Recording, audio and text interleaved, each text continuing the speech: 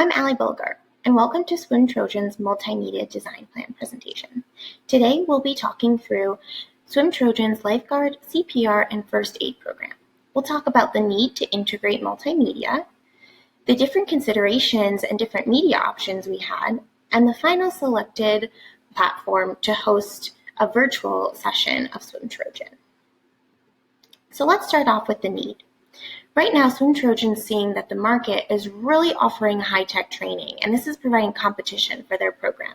They've also considered the public health concerns due to COVID-19, the current pandemic, and how that may limit their ability to host in-person sessions.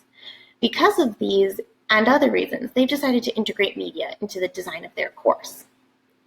So let's start off by first considering their existing environment. We understand that Swim Trojan uses both a classroom and a pool, each for 2 days with varying hours, and each hosting 20 students each in their current program.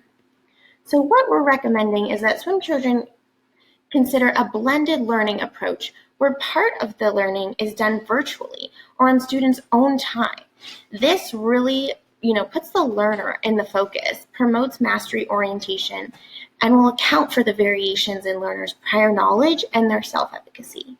It also goes to the point of the safety of the learners given the current pandemic, because they don't have to come in person for all sessions. So the process we took to consider different media platforms was we first selected the lesson, which was specifically administering CPR. We used the GEL, or the Guided Experience Learning Model by Clark et al. 2010, as our instructional design model. And within that model, we selected the conceptual knowledge component to really hone in on for this virtual learning experience. And finally, we used the training delivery platform selection approach, also by Clark et al. 2010, to really understand the benefits and the considerations of each media platform. So the media options that we were considering was a media presentation or an interactive slideshow, a serious game, which would be a video game for learners to use, and a dynamic video lesson, which includes both audio and a video slideshow. So to start off, let's start with the first step in the evaluation process, which is looking at the conceptual authenticity, immediate feedback, and special sensory requirements of each of the media options. As you can see, the serious game and also the dynamic video come out strong in these categories, as they can provide an authentic experience with feedback to the learners and provide videos that will bring in those sensory requirements, such as, hearing what's around you, seeing what's happening.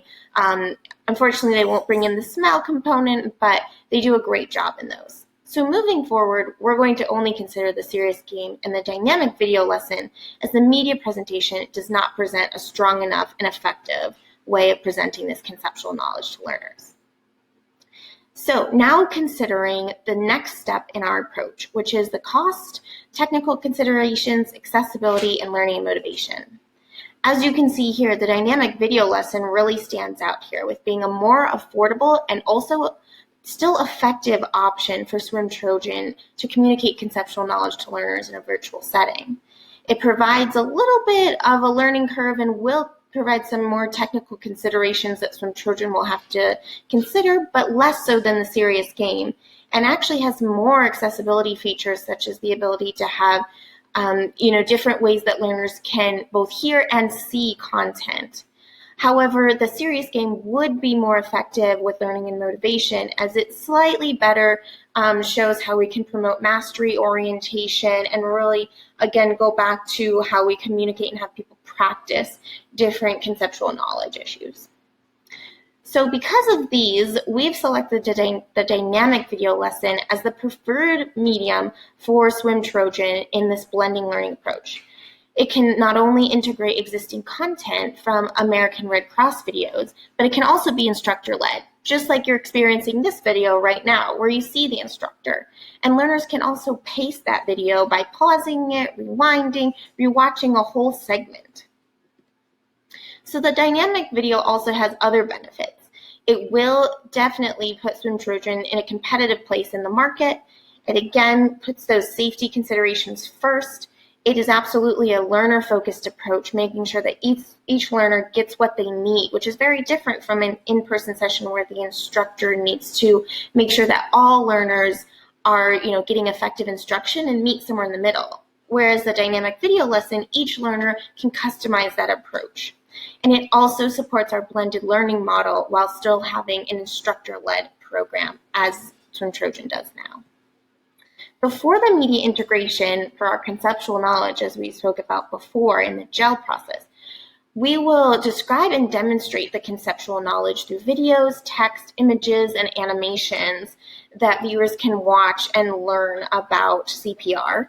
We'll also provide feedback or knowledge check questions where the student will select an answer, and the instructor will then, it will be a pre-recorded video based on the answer they chose and be able to redirect them to where they can find that knowledge to reinforce that information.